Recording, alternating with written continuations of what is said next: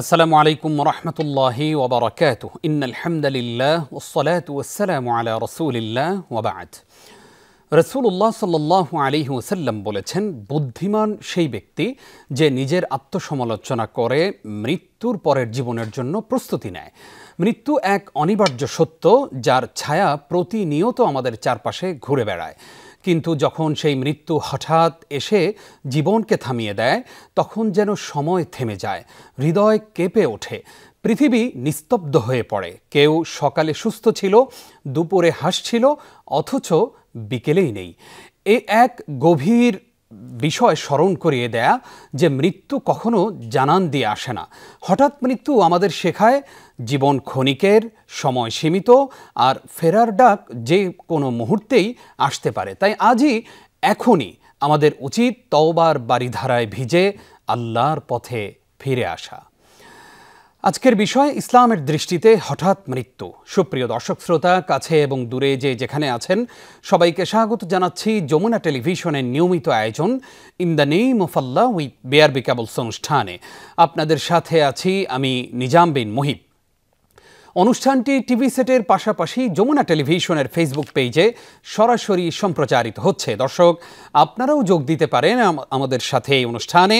সরাসরি ফোন করতে ডায়াল করুন 0298240502 নম্বরে। অতিথি হিসাবে আজ আমাদের সাথে যুক্ত হচ্ছেন দেশের খ্যাতনামা স্কলার, মালিবাগ জামিয়া শরঈয়ার সিনিয়র মুফতি ও মুহাদ্দিস ফদিলাতুশ শেখ মুফতি আব্দুস সালাম। আসসালামু আলাইকুম ওয়া রাহমাতুল্লাহ। ওয়ালাইকুম আসসালাম ওয়া রাহমাতুল্লাহি ওয়া বারাকাতুহু। শেখ, কেমন আছেন? আলহামদুলিল্লাহ, ভালো আছি। আপনি কেমন আছেন? আলহামদুলিল্লাহ, আমরাও ভালো আছি। আপনাকে আমাদের আজকের আয়োজনে স্বাগত জানাচ্ছি। এবং শুরুতেই আপনার কাছ থেকে আমরা জানতে চাইব যে এই যে আমরা হঠাৎ অনেকের মৃত্যু দেখি, যিনি সকালে ভালো ছিলেন, বিকেলে সুস্থ ছিলেন, সন্ধ্যায় হয়তো হঠাৎ করে তিনি আল্লাহর কাছে চলে গেলেন। এই যে হঠাৎ মৃত্যু, এটা কি আমাদের জন্য রহমত নাকি এটা কোনো গজব?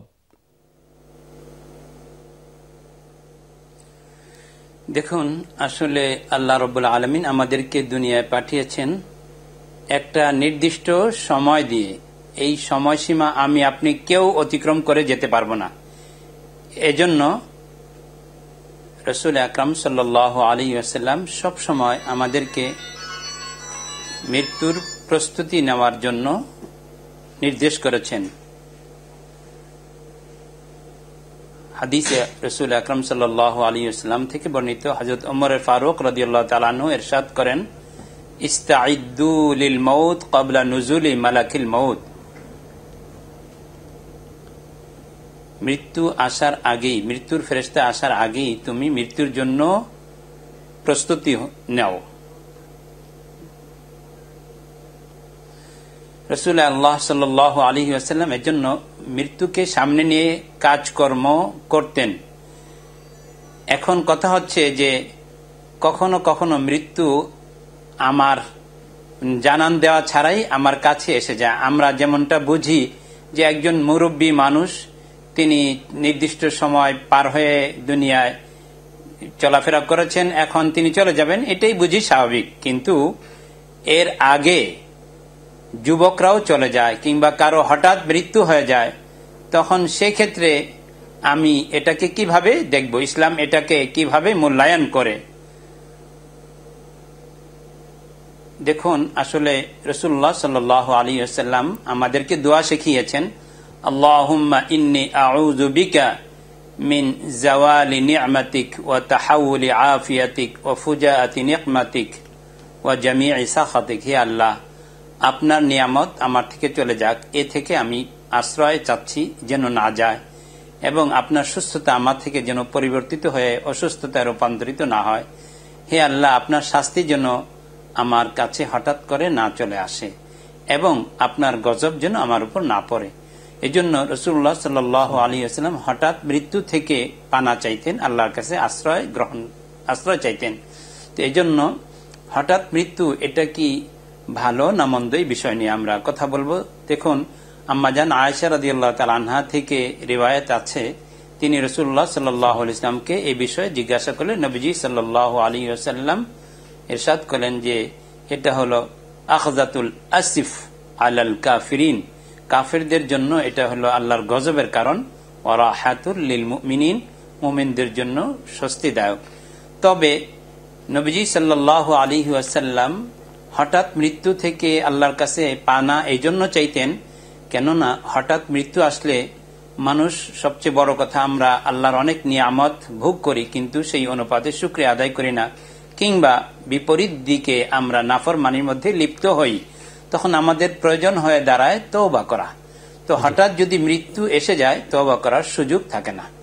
আল্লাহ রাব্বুল আলামিন ইরশাদ ফরমান, ইন্নামাত তাওবাতু আলাল্লাহি লিল্লাযিনা ইয়া'মালুনা আস-সুআ বিজাহালাতিন সুম্মা ইয়াতুবুনা মিন কারিবিন ফাউলাইকা ইয়াতুবুল্লাহু আলাইহিম ওয়া লাইসাতিত তাওবাতু লিল্লাযিনা ইয়া'মালুনা আস-সাইয়্যাত হাত্তা ইযা হাদারা আহাদাহুমুল মাউত ক্বালা ইন্নী তুবতুল আন।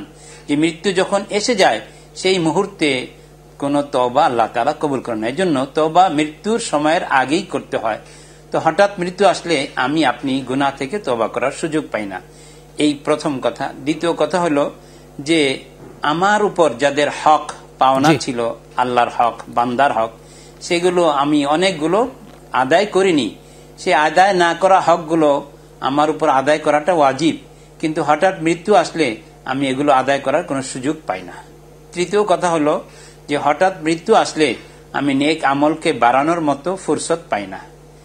চতুর্থ নম্বর কথা হলো যে আমি হঠাৎ করতে যদি মৃত্যু এসে যায় তাহলে মৃত্যুর জন্য নবীজি সাল্লাল্লাহু আলাইহি ওয়াসাল্লাম সবসময় প্রস্তুত থাকার জন্য, প্রস্তুতি গ্রহণ করার জন্য আমাকে যে বলেছেন, আমি সেই প্রস্তুতির কোনো সুযোগ পাই না। যে ইত্তাকার কারণে অনেক অনেক শুকরিয়া শেখ, এই বিষয়টা আমাদের সামনে ক্লিয়ার হয়েছে। আমরা একটু এবার আপনার কাছ থেকে জানতে চাইবো যে হঠাৎ মৃত্যু থেকে যেমনি ভাবে আমরা বেঁচে থাকব, পাশাপাশি আমাদের সামনে এমন অনেক উদাহরণ আছে যে অনেক মানুষ ধুকে ধুকে অনেক বছর যাবত ধুকে ধুকে তারপরে মৃত্যুর কোলে ঢলে পড়েন। এই যে লম্বা একটি সময় অসুস্থ থাকেন, 6 মাস, 1 বছর, অনেকে, আমরা এমন একজন রোগীর কথা জানি যিনি 12 বছর অসুস্থ ছিলেন। তো এই যে অসুস্থ মানুষটা সেবা করতে করতে যারা ওনার আপনজন আছেন তারা পর্যন্ত বিরক্তি তাদের মধ্যে চলে আসে, বিরক্তি ভাব চলে আসে। এমন অনেক সময় হয় যে তারা এই মানুষটার কষ্ট দেখে নিজেরাও আর সহ্য করতে না পারে আরেকজনের মৃত্যু কামনা করেন। এটা কি ঠিক আছে? আসলে মৃত্যু সবারই আসবে। এখন আমি একজন মুরব্বীর জন্য বা আমার পূর্বসূরি যারা আছেন তাদের জন্য কি করতে পারলাম, এটাই আমার নেক আমলের পাল্লায় ভারী হবে। এখন আমি তাদের সেবা শুশ্রূষা করতে গিয়ে যদি বিরক্তির সাথে করি তাহলে এটা সওয়াব এর উপলক্ষ হিসেবে বিবেচিত হবে না, আমি সওয়াব পাবো না। কিন্তু যদি এটা সবর এবং ইস্তেকামতের সাথে এটাকে সওয়াবের কারণ হিসেবে মনে করি তাহলে এটা আমার ইবাদত হিসেবে গণ্য হবে। এবং একজন মুসলমানের উপর আরেক মুসলমানের যে 6টি হক আছে তার মধ্যে ইয়াদাতুল মারিজ, যে মৃত্যু ব্যক্তি আর অসুস্থ ব্যক্তির সুস্থতা কামনা করা, তার সেবা শুশ্রূষা করা, এগুলো যে হক, 6টা হকের মধ্যে লিল মুসলিম আলাল মুসলিমি হাক্কুন, যে সিত্তু খিসালিন, 6টি হক রয়েছে, তার মধ্যে এটাও একটা। এই জন্য বিরক্তির সাথে না করে আল্লাহ রাব্বুল আলামিন কাউকে নিবেন, সেটা আল্লাহর ইচ্ছা। কেউ পৃথিবীতে আল্লাহর ইচ্ছা ছাড়া আসেও না, যেতেও পারে না। এই জন্য ধুকে ধুকে যিনি বিছনায় শয্যাশায়ী হয়ে গেছেন তার মৃত্যু কামনা করা, এটা আত্মীয় স্বজন, বিশেষ করে যারা সেবা শুশ্রূষা করছেন তাদের পক্ষে অনুচিত। আমরা এবার আপনার কাছ থেকে জানতে চাইব, আপনিও নিশ্চয়ই জেনে থাকবেন যে গত কিছুদিন আগে মেট্রো রেলের পিলারের বিয়ারিং প্যাড খুলে একজনের মাথায়, একজন পথচারীর মাথায় পড়েছে এবং তিনি তাৎক্ষণিকভাবেই সেখানে মৃত্যুবরণ করেছেন। রাষ্ট্রের অবহেলায় যদি কারো মৃত্যু হয়, রাষ্ট্র তাকে কি ক্ষতিপূরণ দিবে? ইসলামী শরিয়ার আলোকে যদি আমাদের এই দেশটা চলতো অথবা ইসলামী শাসন যদি পরিচালিত থাকতো তাহলে তিনি কি পেতেন শরিয়ার আলোকে? ধন্যবাদ আপনাকে। আসলে আমাদের দুর্নীতির চরম একেবারে প্রমাণ হচ্ছে এই ভাই আবুল কালাম আজাদ। তিনি একটা এজেন্সিতে কর্মরত ছিলেন, ট্রাভেল এজেন্সিতে। তিনি পাসপোর্ট নিয়ে কোনো ভিসার জন্য কোথাও যাচ্ছিলেন। তিনি পথিমধ্যে যখন চা খেতে বিরতি নিচ্ছিলেন, এই সময়টাতেই মেট্রো রেলের স্লিপার থেকে এই এটা পড়ে গিয়ে, বেয়ারিংটা পড়ে গিয়ে সম্পূর্ণ তার মাথার উপর পড়ে, আর তিনি স্পট ডেতে শাহাদাত বরণ করেন। আমরা ভাইয়ের মাগফিরাত কামনা করছি।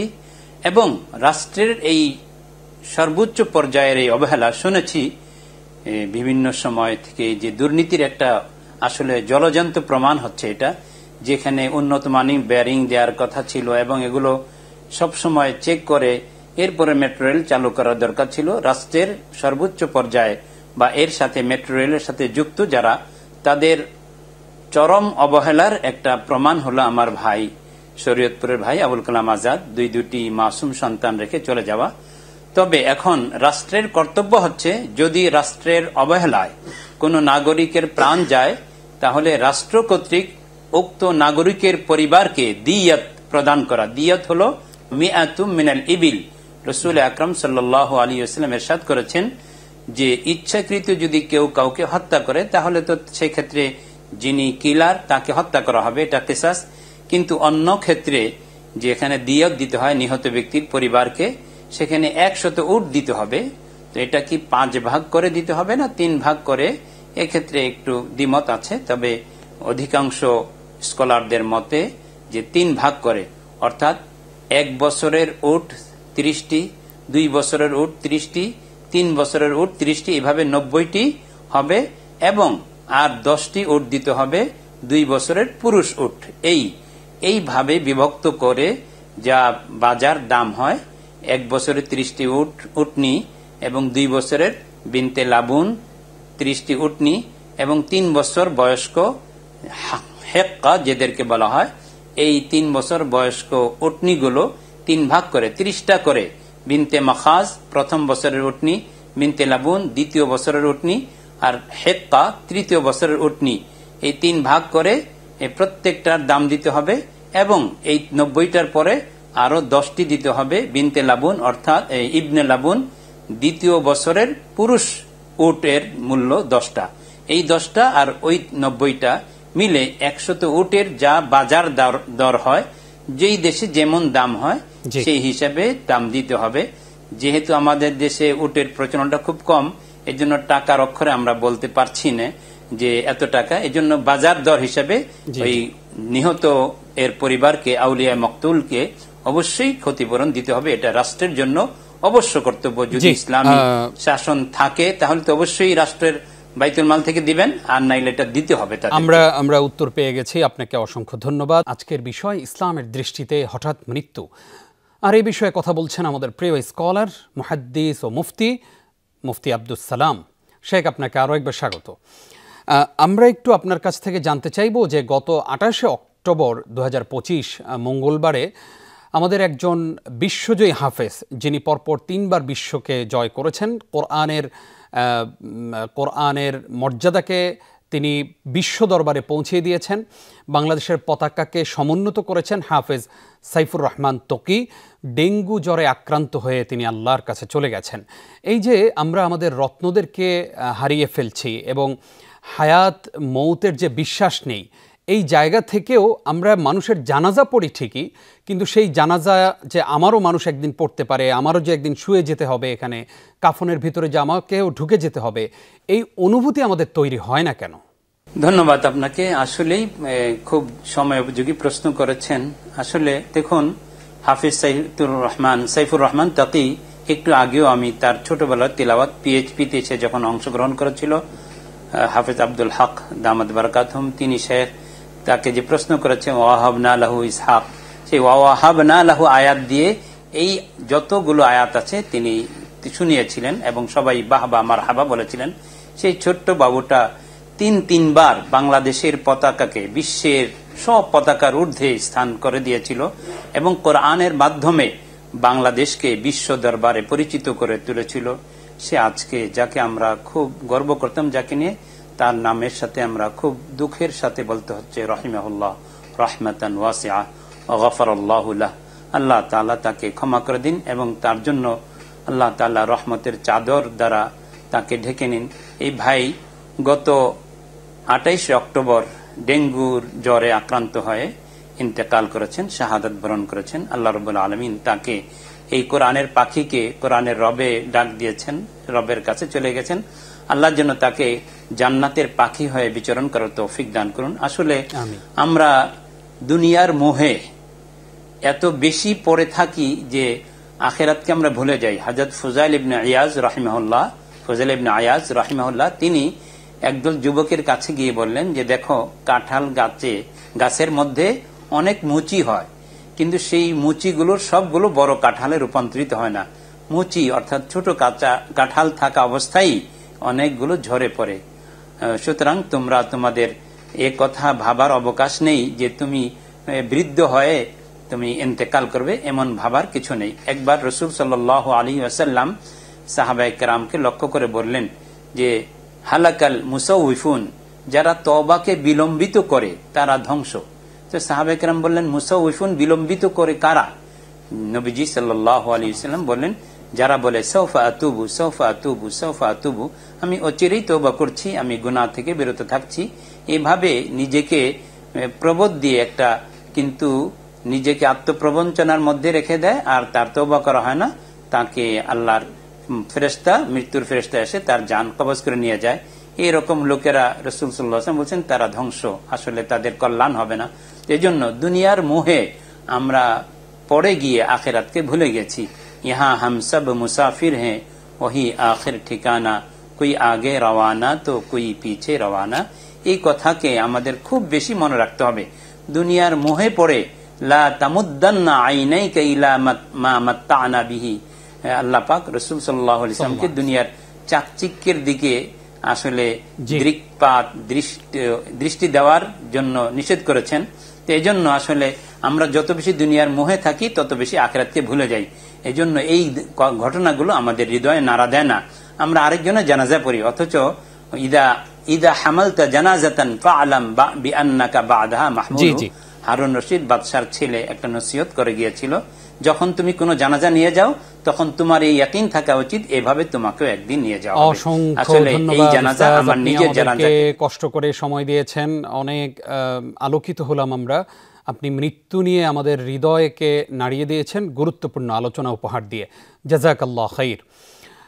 প্রিয় দর্শক, আপনারা এতক্ষণ দেখছিলেন in the name of Allah with BRB cables. আসুন মৃত্যুর প্রস্তুতি নেই, মৃত্যুকে স্মরণে রাখি, মৃত্যুকে স্মরণ করেই জীবনকে পরিবর্তন করি।